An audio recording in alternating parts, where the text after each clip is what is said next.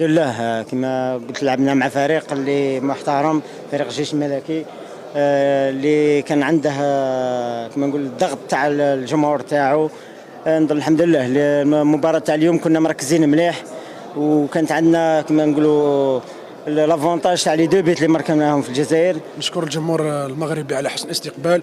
نظن مقابله كانت في المستوى، خاصه انه ديربي مغاربي. الحمد لله حنا جينا لهنا المغرب، مشينا باش نتاهلوا، وكان عندنا هدف واحد ونتاهلوا. الحمد لله عرفنا نسيروا اللقاء بالرغم كان الضغط على الانصار، لكن الحمد لله عرفنا نسيروا اللقاء. عرفنا الوقت اللي نسجلوا فيه الهدفين، وين كانت ردة الفعل تاع الخصم وين احنا كنا نسجلوا. الحمد لله يا ربي، نظن تأهل مستحق.